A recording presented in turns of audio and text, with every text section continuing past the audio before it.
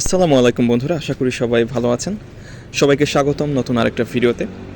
আজকে আমি কাজে বের হই না কারণ বৃষ্টি পড়তেছে এবং আমি রেইনকোট কিনি নাই। স্টিল আমার যে উইন্টার টাইমে যে রেইনকোট ছিল সেটা আসলে নষ্ট হয়ে গিয়েছে, অনেক ভিজে কাজ করছি। আজকে দিনে যদি বের হওয়া যাইতো তাহলে অনেক টাকা আর্ন করা যাইতো। আর সামারে লন্ডনে বৃষ্টি হয় না, উইন্টারে সব থেকে বেশি বৃষ্টি হয়।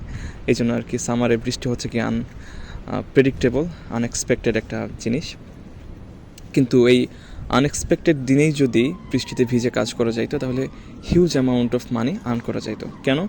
কারণ বৃষ্টির দিনে রাইডার খুবই কম থাকে এবং যে ফুড ডেলিভারির যে বিভিন্ন অ্যাপ আছে এই অ্যাপগুলা বুস্ট দেয় 1.2, 1.3, 1.4। কারণ কি ম্যাক্সিমাম রাইডার ওরা বাসায় থাকে, ওরা অনেকে কাজ করতে চায় না। বৃষ্টিতে ভিজে কাজ করাটা খুবই খুবই খুবই কষ্টের। কারণ সাইকেলে যখন আপনি বা মোটর বাইকে যখন আপনি থাকবেন, এটা যখন 25 থেকে 30 কিলোমিটার বেগে ছুটবে তখন বৃষ্টির ফোঁটাগুলো আপনার চোখে মুখে যখন লাগবে তখন অনেকটাই ব্যথা দেয়। এটা আমার নিজের অভিজ্ঞতা থেকে বলতেছি।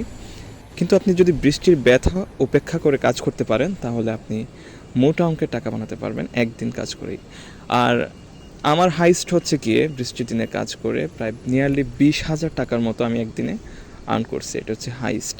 তাহলে চিন্তা করুন যে বৃষ্টির দিনে কাজ করাটা আসলে কতটা লাভজনক, আবার দুঃখজনকও বটে। এটা সবাই আসলে পারে না, কারণ কি রেইনকোট পরে বৃষ্টির ফোঁটা উপেক্ষা করে পানিতে মাখামাখি হয়ে অনেক সময় ফুড ভিজে যায়, মোবাইল ভিজে যায়। সো এই অবস্থায় খুবই কষ্ট হয় আর কি, বাট করে মানুষ আসলে।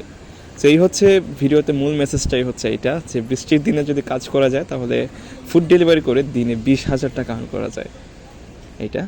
আর যেহেতু আজকে বৃষ্টি আর কাজে বের হয় নাই, আমি যাচ্ছি একটু চা খাইতে। আর লন্ডন কেমন চা খাওয়ার পরিবেশ, তারপর হচ্ছে কি লন্ডনকে আসলে চা পাওয়া যায় বা আড্ডা দেওয়া যায় কিনা, এই বিষয়টাই আমরা জানবো এই ভিডিওতে। আপনারা দেখতে পাচ্ছেন যে একটি চায়ের দোকানের নাম হচ্ছে গ্রিন লিফ, আর এটা ইস্ট লন্ডন মসজিদের, হোয়াইটচ্যাপেল ইস্ট লন্ডন মসজিদের একদম পাশেই অবস্থিত একটি গলি। এই জায়গাতে বেশিরভাগ মানুষই বাংলাদেশি। সবাই মূলত চা খেতে আসে, চা কফি আড্ডা দিতে আসে।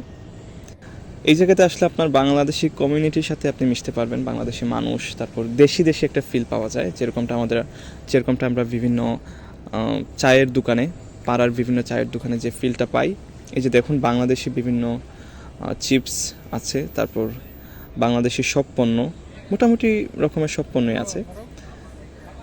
চায়ের অর্ডার করা মাত্র চা পেয়ে গেছি। বৃষ্টির দিন এর থেকে ভালো আর কি হতে পারে।